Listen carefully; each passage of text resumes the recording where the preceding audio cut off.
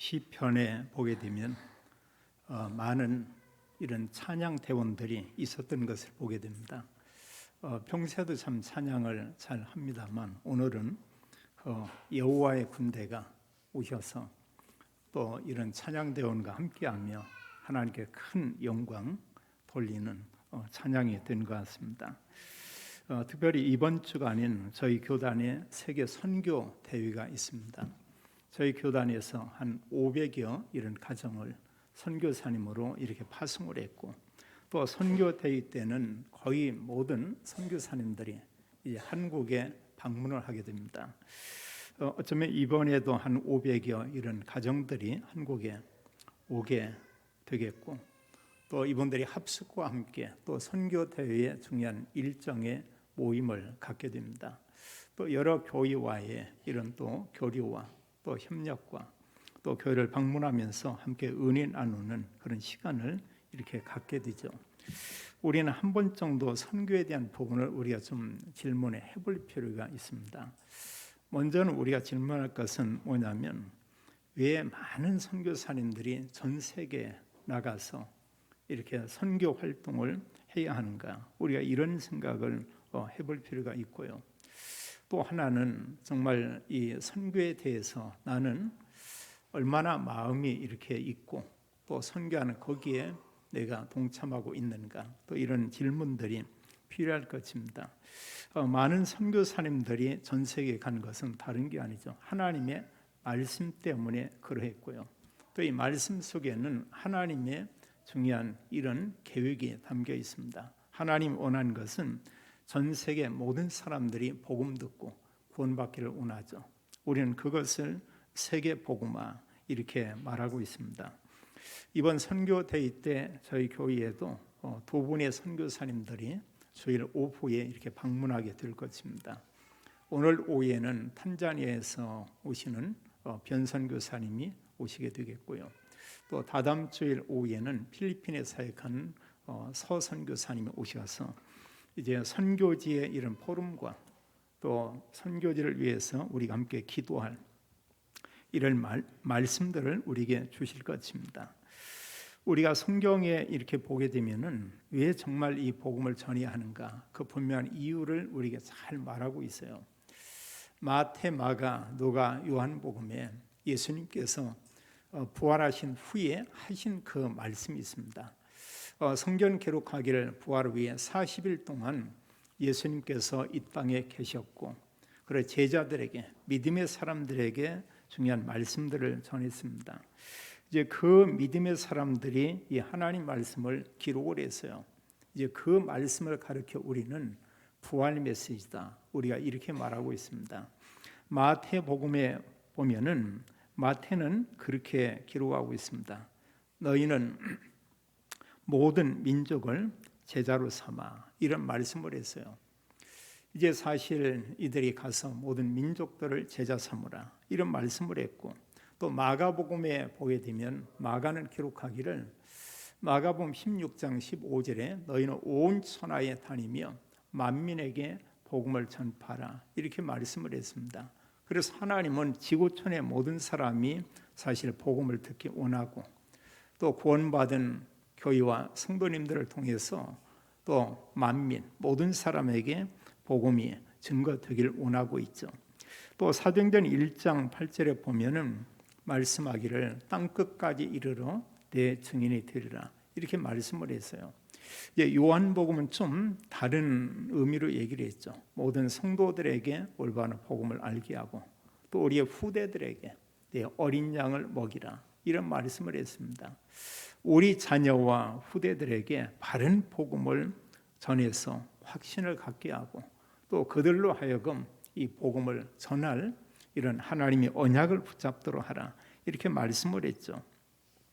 특히 사도행전 1장 1절로 8절 말씀은 예수님의 말씀 가운데 부활 후에 바로 마지막 그런 메시지입니다. 바로 승천하기 직전에 그들에게 말씀을 했는데, 너희가 몇 날이 못 되어 성령으로 세례를 받으리라, 이렇게 말씀을 했어요. 그들에게 성령을 부어주겠다는 약속을 하고, 또 8절은 말씀하기를 성령이 너에게 임하시면 너희가 권능을 받고 예루살렘과 온 유대와 사마리아와 땅끝까지 이르러 내 증인이 되리라. 이렇게 말씀을 했습니다. 자, 성령이 임한 후에 하나님께서 우리에게 능력을 주겠다고 약속을 했고 그 주신 능력을 가지고 땅끝까지 증인이 되게 하겠다. 이런 말씀을 했어요. 특히 오늘 우리가 지금 보는 이 마태복음 28장 16절로 20절에서는 사실 교회에게 하시는 이런 부탁이 아니고 명령이라고 이렇게 볼 수 있습니다. 말씀하기를 이제 가서 모든 민족을 제자로 삼으라 이런 말씀을 했고요. 또 믿는 그들에게 세례를 베풀어라 이랬고요. 또 그들에게 이 말씀을 가지고 지키도록 하라 이런 말씀을 하면서 뭐라고 말씀하냐면 예수님께서 내가 하늘과 땅의 권세를 내가 가지고 있다. 한마디로 하나님께서 내게 하늘과 땅의 모든 권세를 나에게 다 주었다. 우리가 이 단어를 좀 이렇게 의미 있게 생각을 우리가 좀 해볼 필요가 있어요. 여기에 말씀하기를 18절에 하늘과 땅의 모든 권세, 이 땅의 모든 문제는 알고 보면 사실 이 땅의 문제죠. 또 그런가 하면 사단이 모든 공중 권세를 가지고 끊임없이 지구촌의 사람들에게 이런 재앙들을 계속 이렇게 퍼붓고 있죠. 근데 예수님께서는 말씀하기를 하늘과 땅의 모든 권세 나한테 있다. 그리고 이런 모든 문제에 대한 그 참된 답도 내게 있다. 이걸 성경은 우리에게 잘 말하고 있습니다. 우리는 모든 문제가 창세기 3장 문제다. 이런 얘기하고 있죠. 거기서 모든 문제가 다 온 거예요. 근데 그리스도이신 예수님께서 이런 모든 문제를 완전히 다리가 끝냈죠. 그러면서 말씀하고 있습니다. 예수님께서 우리에게 약속하기를 내가 세상 끝날까지 너희와 항상 함께 있으리라 이렇게 말씀을 했어요. 그래서 사실 그리스도와 함께 성삼위 하나님이 세상 끝날까지도 함께 계시고 또 성경 우리에게 말씀하기를 그분은 영원히 우리와 함께 계신다고 이렇게 말씀하고 있습니다. 우리가 불신자하고 정말 믿음으로 구원받은 사람하고는 전혀 다르죠. 지난 주간에도 어느 이제 우리 노예 사모님 어머님 이렇게 돌아가셨습니다. 물론 연세가 돼서 돌아가셨지만 자 불신자와 분명히 다른 게 뭐냐? 이분이 어디에 갔냐? 영원한 하나님 나라 천국에 갔죠. 그래서 우리는 하나님 나라에 간 것을 우리가 믿고 또 사실 거기다 확신을 가지고 있습니다. 또 하나 중요한 우리가 소망이 뭐냐? 먼저 가셨지만 이제 얼마 후에 잠시 후에 다시 이렇게 만난다고 하는 거. 이런 만남이 약속이 있는데 그 만남 영원한 만남이죠. 헤어짐이 없는 그런 만남이 되겠습니다. 또 중요한 것은 성경 우리에게 약속하기를 이제 하나님 나라 천국 백성들에게 신령한 몸에 대해서 이렇게 약속을 하고 있어요. 하나님께서 우리의 몸을 이런 연약한 몸이 아니고 하나님이 영광스러운 몸, 신령한 몸, 그리스도의 부활한 그 몸처럼 우리의 모든 몸을 회복하겠다 이렇게 말씀을 하고 있습니다. 우리가 사실 나이를 먹다 보면 몸도 약해지고요, 마음과 생각도 연약해지고 정신적으로도 여러 부분에 이렇게 약한 부분이 있죠. 그러나 성경 우리에게 중요한 것을 얘기합니다. 그거 맞지만 그러나 구원받은 하나님의 자녀에게는 부활의 몸과 또 하나님께서 우리에게 모든 부분에 이런 영적인 축복을 다 우리에게 주었고 이걸 하나님 나라 천국에서 영원히 누리게 하겠다 이렇게 말씀을 하고 있어요. 오늘 성경에 보게 되면 이 전도와 선교에 대한 부분을 너무나 잘 이렇게 설명하고 있는 것은 우리가 보게 됩니다. 여기 말씀하기를 하늘과 땅의 권세를 가지신 그리스도이신 예수님께서 말씀하기를 뭐라고 하냐? 19절에 보면 너희는 이렇게 말하고 있어요. 그럼 여기서 이 말씀을 들으면서 너희는 누군가? 이 부분을 우리가 생각을 해야 되겠죠. 그 당시에 제자들과 함께 거기에 모인 사람들, 지금 그들에게 이런 말씀을 하고 있고요. 또 여기서 너희는 이런 얘기할 때 이 사람들은 누구냐? 바로 구원받은 모든 그리스도인들이죠. 내가 정말로 구원받고 하나님 자녀다. 하나님께서는 우리에게 지금 말하고 있어요. 그리고 이 말씀을 우리가 들으면서 이것은 그 당시에 제자뿐 아니고 하나님이 지금 나에게 말하고 있다. 이렇게 우리가 이 말씀을 받으면 제대로 우리가 말씀을 이렇게 받는 것입니다. 그래서 하나님께서 우리에게 주신 언약을 사실 하나님이 나에게 이 말씀을 줬다. 우리가 잘 알지만 우리의 신분은 하나님의 자녀죠. 정말 놀라운 것입니다. 또 하나님의 자녀에게는 하나님의 성령이 그와 함께 계신다고 했어요. 하나님이 우리와 함께 계신다. 이건 참 이루 말할 수가 없죠. 고린도서 5장 17절에 말씀하기를 우리는 완전히 이제 새로운 피조물이다. 겉의 모습은 그 사람 같지만 영적 상태나 내면은 완전히 다르다. 이렇게 말하고 있죠. 그럼 누구든지 그리스도 안에 있으면 새로운 피조물이라. 이전 것은 지나갔으니 보라 새 것이 되었도다. 이렇게 말하고 있습니다. 그래서 우리의 신분은 누구냐? 바로 하나님의 자녀죠. 그래서 오늘 이 말씀을 하나님께서 나에게 하나님이 이렇게 말씀하고 있다. 우리가 그렇게 받는다면 말씀을 올바로 우리가 받는 것이죠. 또 이 말씀은 누구에게 말하고 있냐? 너희는 이럴 때 사실 교회에게 말하고 있죠.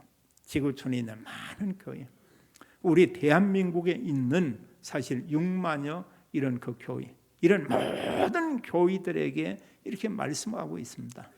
그래서 사실 그렇다면 우리가 중요한 것은 하나님께서 구원받은 성도와 교회에 주신 이 내용은 너무 중요하겠죠. 그러면서 주님께서 우리에게 뭐라고 말씀하냐? 이제 너희는 가라 이러고 있습니다. 근데 이 부분은 우리가 사실 누구나 다 이렇게 가죠. 한 주간에 우리의 삶이 있습니다.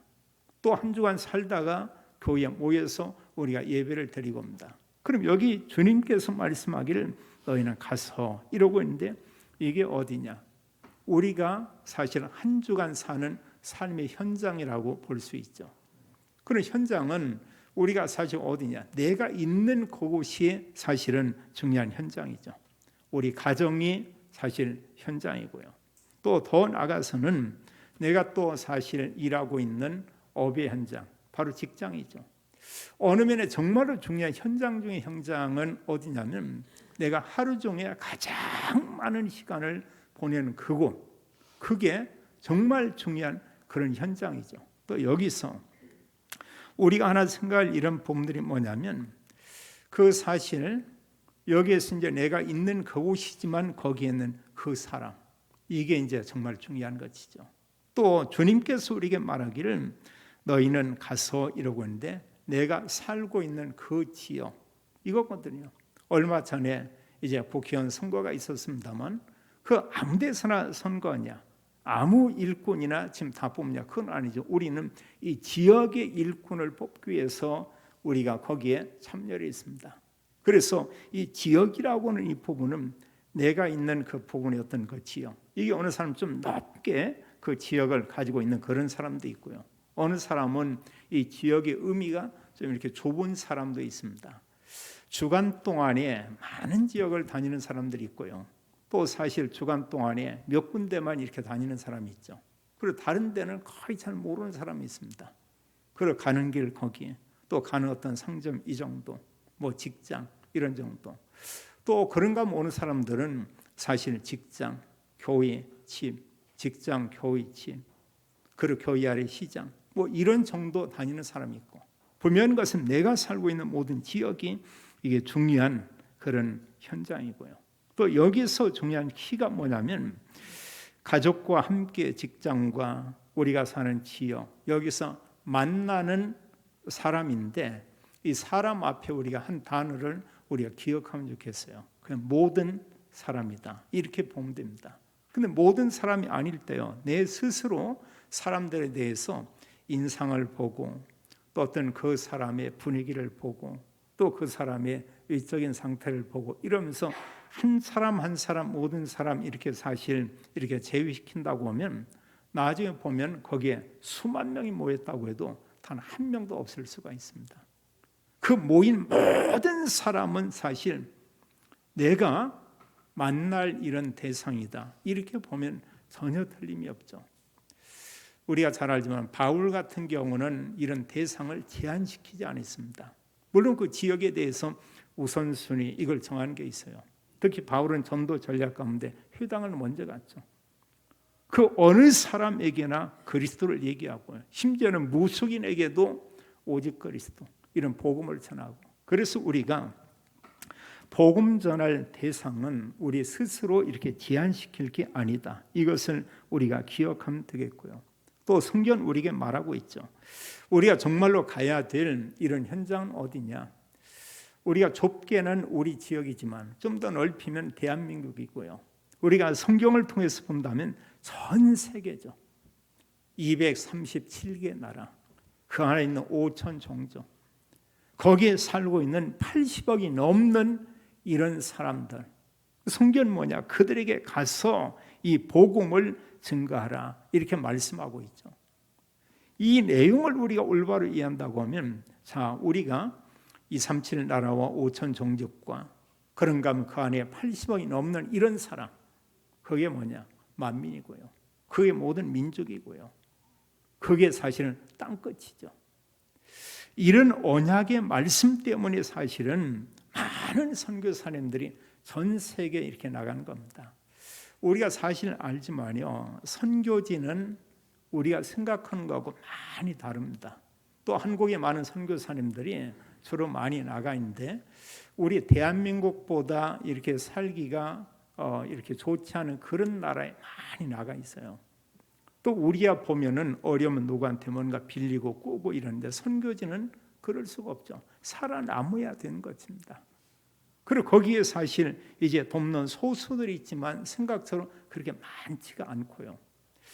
사실 대한민국은 대단한 나라죠. 많은 분들이 그럽니다. 해외에서 생활을 좀 해본 사람들은 대한민국처럼 사람 살기 좋은 나라가 이렇게 없다, 이런 얘기를 해요. 제가 또 그전에 유럽 쪽에 가보고 독일에 가보니까 벌써 8시쯤 되면 길거리 사람이 아예 전혀 없더라고요. 우리 한국 같은 경우는 도시 이런 데서 그 시간부터 이제 눈이 반짝반짝 빛나는 겁니다. 별도 빛나지만 사람 눈도 이때부터 이제 빛나기 시작해요. 그래서 막 친구도 만나고 다니고 마시기도 하고 먹고 이제 이런 많은 시간을 갖습니다. 그런데 선진국의 그런 문화들은 거의 많지 않아요. 또 우리나라처럼 불빛이 이렇게 환하고 밝고 이런 데도 많지 않은 것 같아요. 정말 어둡습니다. 길거리나 이런 부분들이. 그리고 실제로 어디나 가면 우리는 집에서 좀만 나가면 필요한 거 이렇게 살 수 있잖아요. 얼마나 편리해요. 오래 전입니다만 우리가 일본에 갔을 때 어느 이제 한 그 지역에 여기서 이제 숙소에 머물게 됐었어요. 숙소보다 어느 이제 중직자의 집에. 근데 거기서 어느 분이 보면 뭐 좀 이렇게 사야 되겠다고 나가야 된다는 것입니다. 근데 거기에서 이제 그 주인이 얘기하는데, 걸어서 갈 수 있는 거리는 아니고 차를 타고 한 10분 이상 가야 된다고. 그래도 뭔가 있을 거 아니냐, 여기 보면 가까운데. 그러는데 이 근처에는 이런 상점이 전혀 없대요. 그곳은 가야 된다고 이런 얘기를 합니다. 미국은 더 말할 필요가 없고요. 근데 우리는 집 밖에 나가서 100m 한쪽에 있으면 뭐가 있냐? 편의점이 있습니다. 웬만한 거 다 있어요. 또 지역 곳곳에 보면 세일마트 있습니다. 약간 저렴하면서 우리가 찾고자 하는 거 거의 다 있죠. 또 뭐 대한민국 전 지역에 보면 또 다이소가 있습니다. 그 다이소의 말을 들으면 저는 전혀 안 가봤었거든요. 근데 최근에 가보니까 싸면서도 보니까 다 있어. 그래서 이게 다이소 이랬나 모르겠지만 정말 저렴하더라고요. 제가 언젠 같은 공구 하나를 중국 쪽에서 이렇게 샀는데 한 5천 원 주고 주문을 이렇게 샀습니다. 받아봤는데 너무 이렇게 부실해요, 보면은요. 그럼 버릴 수도 없고 쓸 수도 없고. 그리고 지금도 위에도 하나 이렇게 있는데, 그 사진하고는 정말 다른 거 있죠. 이러면서 제 마음속에 좀 생각하는 게 있어요. 더러 괜찮은 것도 있지만 정말 이건 너무 아니다, 이렇게 싶은 그런 것도 이렇게 있고요. 근데 그걸 이렇게 보니까 뭐냐면 5천 원 주고 샀는데 한번 다이소에 갔는데 야, 그거 보니까 거의도 5천 원인데 이보다 훨씬 좋은 거 있죠. 제가 보면서 이 정도면 참 이렇게 괜찮고 이렇게 참 좋구나. 이제 이런 생각을 했습니다. 가정에서 더럽보면 욕조에서 이렇게 물 이렇게 긁어내리는 이런 거 있죠. 제가 몇 군데 그걸 샀어요. 어디 세일마트 가니까 2,000원 이렇게 하더라고요. 또 그런가 하면 그 부분을 해외에 짓고 보니까는 1,500원 하더라고 그게요. 그 다이소에 갔더니 그게 뭐냐 1,000원이요.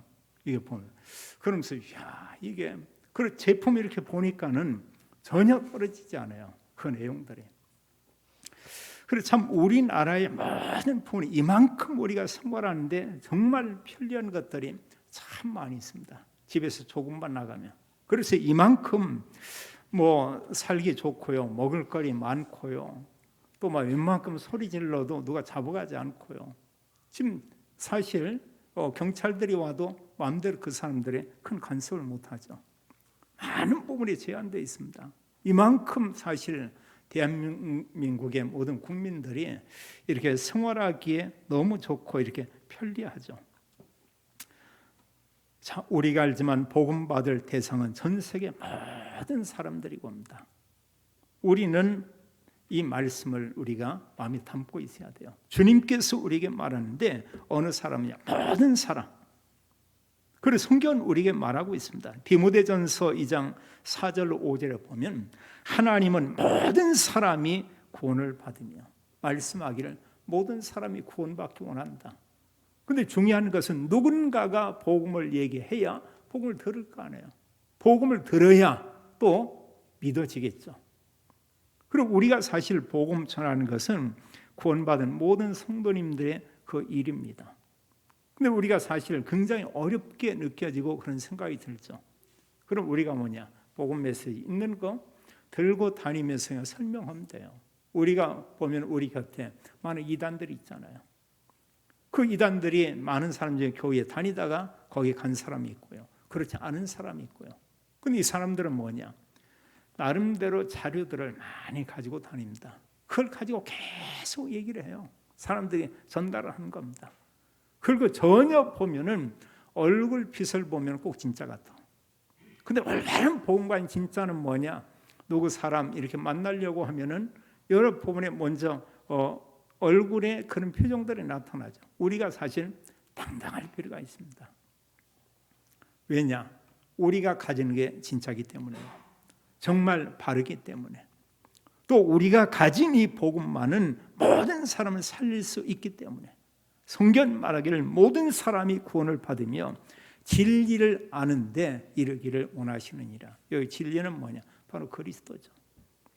정말 모든 사람이 그리스도 알기를 원한다. 그러면서 말씀하기를 하나님은 한 분이시요 하나님과 사람 사이에 중보자도 한 분이시니 사람이신 그리스도 예수라. 이렇게 말하고 있습니다. 그리스도이신 예수님 아니고는 누구도 구원받을 수 없고 누구도 하나님을 만날 수가 없죠. 그리스도께서 오셨습니다. 말씀했죠. 나만 길이다. 내가 진이다. 나는 생명이다. 이렇게 말하고 있고요. 나로 말미암지 않고는 아버지께로 올 자가 없느니라. 이렇게 말하고 있어요. 우리가 기억할 것은 우리의 현장에 어딘가 한마디로 내가 있는 그곳, 내가 만난 그 사람 이렇게 보면 되겠고요. 더 나아가서 지구촌 전체를 보면 모든 민족 만민 80수억의 그 사람들. 또 성경 우리에게 말하고 있습니다. 이제 우리에게 가서 우리가 해야 될 중요한 사역은 뭐냐? 중요한 것은 너희는 모든 민족을 제자로 삼아 이렇게 말씀을 했어요. 우리가 이 단어를 늘 기억하면 좋겠어요. 모든 민족을 제자 삼으라. 이럴 때 제자의 의미를 우리가 두 가지로 보면 참 좋겠습니다. 먼저는 뭐냐? 제자 삼기 이전에 내가 제자인가? 내가 제자다. 저는 개인적으로 제자 이런 기준을 둔다 보면 어떤 사람이 제자냐? 다른 사람에게 그리스도를 말하고 증거하고 선포할 수 있는 그 사람, 그 제자죠. 정말 예수님이 그리스도라고는 이 복음을 알리고 증거하는 그 사람, 이게 사실은 그 제자죠. 주님께서 말씀하기를 이제 이 복음을 다른 사람에게 증거하라, 이렇게 말씀을 했어요. 그럼 또 하나는 우리가 뭐냐, 복음전에서 영접한 사람 가운데 영접이 끝이 아니고 거기서 우리가 중요한 것은 제자, 또 제자와 함께 또 이런 말씀도, 이런 부분까지 우리가 좀 이렇게 보여야 되겠죠. 사실 제자가 아니면 우리가 복음 전하기 참 어렵습니다. 그리고 우리가 여러 가지 정체성을 갖되 나는 하나님의 자녀고 나는 사람들을 살리며 복음을 전하는 나는 제자다, 이걸 우리가 늘 기억하면 좋겠어요. 지금 저희 교단은 237 나라 5천 종족 살리기 위해서 많은 선교사님들을 파송했고, 그리고 거의 한 500여 이런 선교사님들이 우리 교단에서 파송됐고, 또 대한민국의 한 6만여 교회에서 3만여 가정의 선교사님들을 전 세계에 파송을 했습니다. 참 대단한 거예요. 정말 놀라운 거죠. 그래서 사실 지구촌 어디에 가나 한국 선교사님은 다 있어요. 우리가 바누아투 이런 얘기를 여러 얘기했습니다. 그 호주 주변에 바누아투와 함께 11몇 개 쪼맨쪼맨 이런 나라들이 있어요. 근데 어떻게 그곳을 찾아가는지 모든 작은 섬마다 거기에 누가 있냐, 선교사님들이, 여러분들의 선교사님들이 거기에 들어가서 선교 사역을 하고 있다는 것입니다. 이게 대한민국이에요. 참 놀라운 것이죠. 우리가 사실 여러 지도자나 세상을 보고 어떤 문제를 보게 되면 굉장히 암울하고 어둡게 보이는 경우가 많이 있습니다. 근데 우리가 복음을 가지고 보고요, 또 이 복음 가진 수많은 선교사님들이 전 세계에 나가서 사역하고 있고 그들을 위해서 우리가 기도하고 있다, 이런다면 얼마나 놀라운 희망이, 소망이 우리에게 임하게 됩니까? 또 그 가운데 하나님께서 이런 보낸 사람과 그 선교지의 선교사님과 함께한 모든 사역자들에게 하나님이 능력으로 역사하고 있죠. 우리는 중요한 것을 보되 우리가 말씀을 가지고 이런 모습들을 우리가 보여야 되겠죠. 참 성경에 보면은 이런 중요한 제자들을 세운 그런 대표적인 이런 교회가 있죠. 그게 사실은 예루살렘 교회에서도 이런 말씀동과 제자가 있었지만 거기서는 재생산, 이건 거의 안 됐던 것 같아요. 그 부분을 본격적으로 한 교회가 바로 안디옥 교회였죠. 예루살렘의 제자와 안디옥 교회에 세워진 제자는 좀 이렇게 달랐던 것 같아요. 예루살렘 제자는 예루살렘과 유다에 복음 전한다. 안디옥의 제자는 예루살렘과 유다와 땅끝까지 그리스도 복음을 증거하는 것이다, 이런 마음을 가지고 있었고요. 이러면서 여기에서 우리가 잘 알지만 안디옥 교회에서 바울 팀을 선교사로 이렇게 보내게 되죠. 근데 바울이 아주 잘하는 게 이걸 잘하는 겁니다. 지역지역에 가서 제자들을 찾았고요, 또 제자 중심으로 해서 이런 교회들이 세워지는 것을 우리가 볼 수 있죠. 이러면서 이런 그 전도자들을 통해서, 바울 팀을 통해서 전 세계에 이제 중요한 교회들이 세워지고 전도 플랫폼들이 이렇게 만들어졌죠. 아시아, 소아시아 7교회, 또 안디옥 교회에 가까운 아시아 지역에 많은 갈라디아나, 부르기아나 이런 여러 지역의 이런 교회들이, 더 나가서 오늘날 유럽이라고 하는 이런 지역에, 그러면서 그 지역의 빌립보와 데살로니가, 아덴과 고린도 이런 지역의 교회들이 세워지고, 그리고 결국은 바울이 늘 마음에 품고 있었던 게 로마이죠. 로마에까지 그리스도 복음이 증거되고, 또 바울은 또 정말 세계 복음화 할 만한 이런 제자들을 전 지역에 세운 것을 우리가 볼 수 있습니다. 또 말씀하기를 믿는 그들에게 성경은 세례를 베풀고 이러고 있어요. 말씀하기를 아버지와 아들고, 아버지는 성부 하나님이죠, 아들은 성자 하나님이죠, 성령은 성령 하나님이시죠. 그래서 성삼위 하나님 이름으로 세례를 베풀고 이렇게 말하고 있습니다. 우리가 잘 알지만 세례를 우리가 이제 교회에서 이렇게 받고 있습니다. 대업은 어떤 제도처럼 해서 교회 다닌 지 6개월 뒤면은 학습을 하고 또 6개월 후에는 이제 사실 또 세례를 받고 통상 이렇게 되어 있는데 어떤 기간을 가지고 세례를 주고 이렇게 되어 있습니다. 근데 실은 성경은 그렇게 되어 있지 않아요. 어느 사람이 세례를 받냐, 세례 받을 수 있는 자격은 구원의 확신이 있는 그 사람입니다. 어떤 확신이냐? 그리스도 믿어야 돼요. 근데 그리스도께서 오셨는데 그분이 누구냐? 예수님이죠.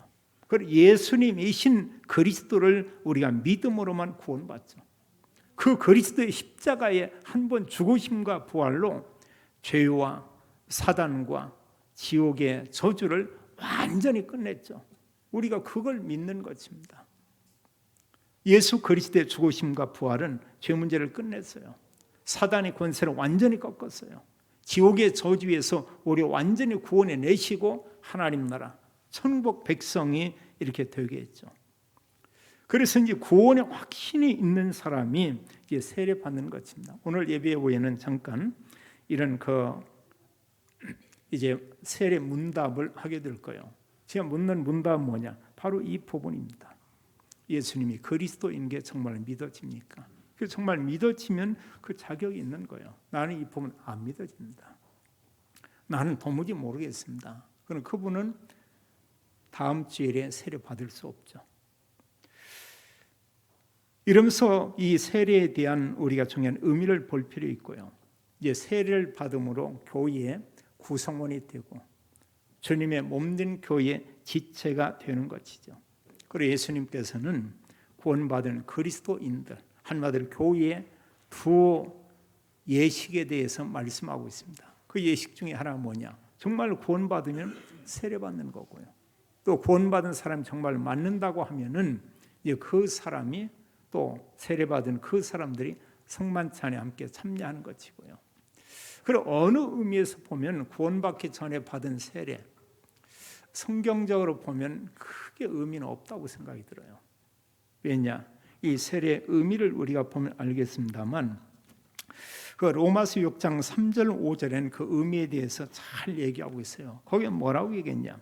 예수 그리스도와 함께 우리는 죽었다.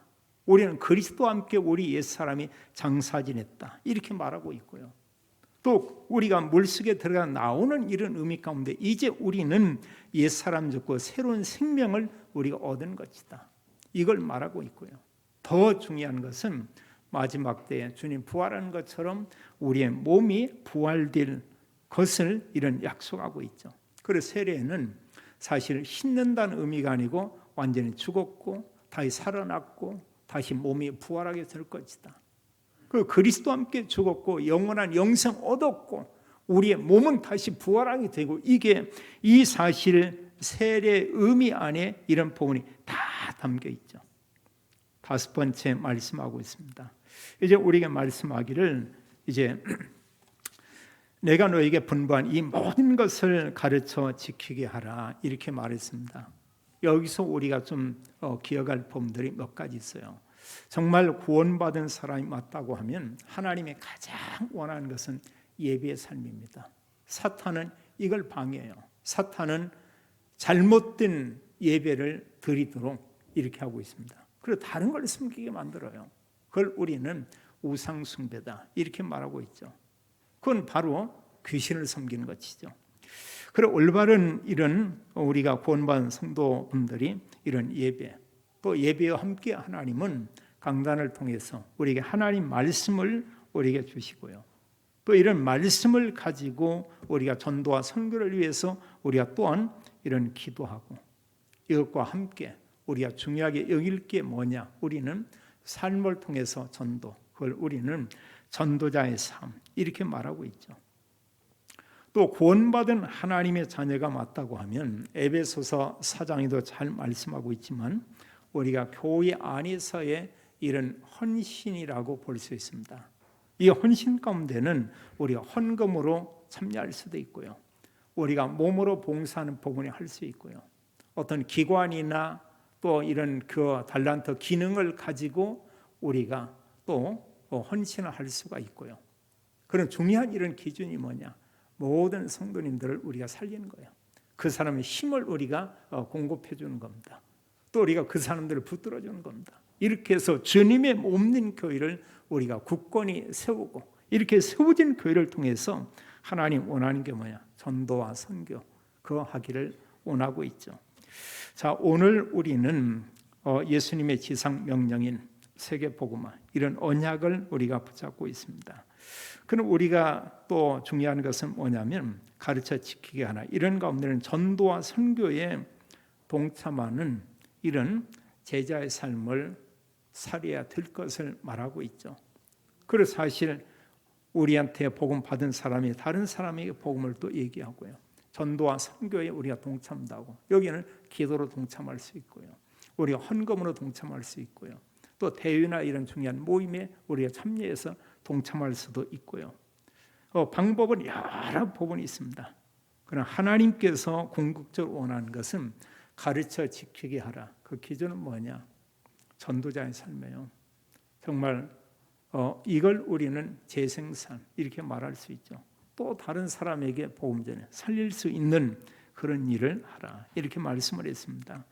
예수님께서 마지막에 우리에게 말씀하기를, 그러면서 그런 얘기했죠. 볼지어다, 볼지어다, 보라, 이런 얘기가 되겠죠.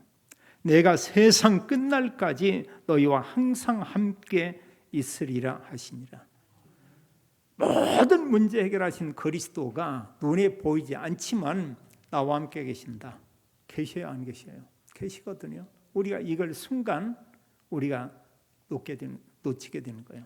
사탄이 이 사실을 모르게 우리를 순간 속이는 것입니다. 성경 말씀하기를 그리스도께서, 성삼위 하나님께서 우리와 함께 계신다, 이렇게 말하고 있습니다.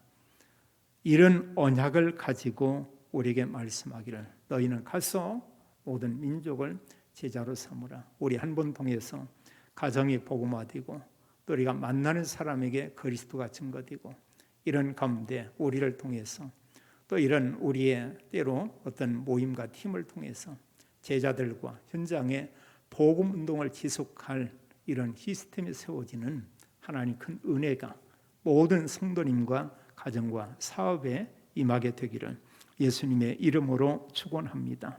아버지 하나님, 감사와 찬양을 드립니다. 우리에게 구원의 은혜를 허락해 주시고, 또 하나님께서 우리가 복음 전할 또 대상을 알게 하되 237 5천 종족에게 복음을 증거하며, 또 그 가운데서 제자를 세워야 할 중요한 이유를 알게 하고, 하나님, 더더욱 감사한 것은 우리에게 하나님이 함께 계시며 우리를 통해서 또 많은 사람, 모든 사람 살릴 하나님의 일들을 이루어 가니 감사합니다. 평생 저희들의 모든 삶이 전도자의 삶이 되도록 하나님이 축복해 주옵소서. 주 예수 그리스도 이름으로 기도하옵나이다. 아멘.